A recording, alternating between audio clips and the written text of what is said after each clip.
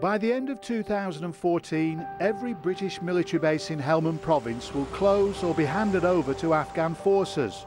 That means every vehicle, every tent pole, every nut and bolt that's worth bringing home has to be brought home. If you consider Camp Bastion, the British HQ in Afghanistan, is the size of Reading, this will be the biggest house move you'll ever see. This base deep in the desert is a hub for all the British fighting forces. It has gyms, cafeterias, vehicle depots, an airport and accommodation for nearly 30,000 people. Getting all this kit home, or redeployment to use the military term, will cost £300 million and is the job of Joint Force Support. It has 160 people on the ground solely committed to the task, with a further 500 specialists in the UK who can fly out for specific jobs. I liken our redeployment to moving house. We're moving from Afghanistan back to the United Kingdom. And when you move house, you make sure that everything is cleaned, everything's packed up properly, you bubble wrap it properly, you put it into the boxes marked bedroom and living room and things like that. The scale of this operation is huge. All equipment is measured in terms of shipping containers, and some 5,500 shipping containers worth of it will be brought home. In addition, a further 3,345 vehicles and major equipment like generators will come back too.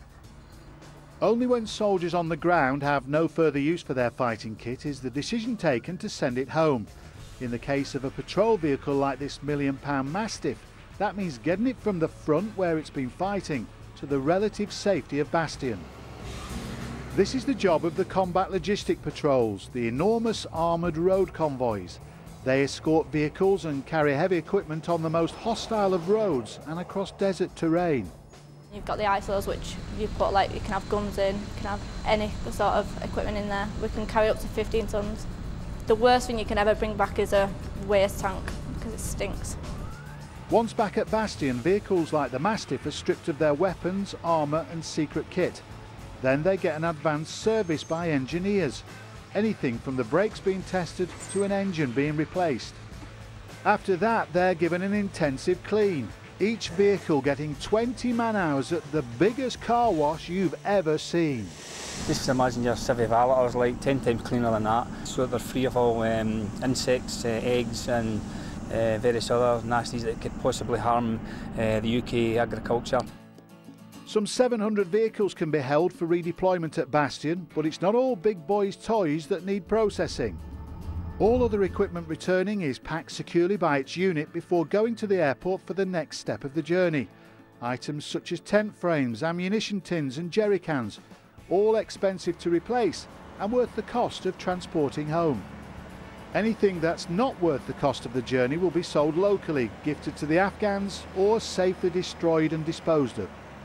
The job of stacking, packing and strapping everything onto aircraft goes to the Joint Movements Unit, headed up by Squadron Leader Martin Logan.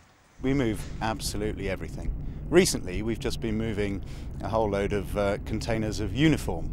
We've also moved Chinook helicopters. They require a significant amount of time on the ground for the aircraft and my specialist team to restrain them and to make sure they're safe to fly. Even a simple pallet of boxes takes teamwork and choreography of the highest order. Only now can all of his equipment be loaded onto aircraft out of Camp Bastion. Some goes all the way by air, some overland by lorry, and in the case of this Mastiff, it's a short flight to a port in the Middle East before a 6,000-mile sea voyage on an enormous roll-on, roll-off ferry. Now back in the UK, all these vehicles will be serviced at the enormous Herrick Exchange Point in Wiltshire before going on to new regiments and back to work. And here at Bryce Norton at the end of the air bridge, I'm giving the RAF a hand to get some other valuable kit off a C-17 and back on UK soil. Well, this job's going to go on long into the night. This operation is going to go on for the next 12 months, making it the biggest house move we're ever likely to see. Thanks, Tony.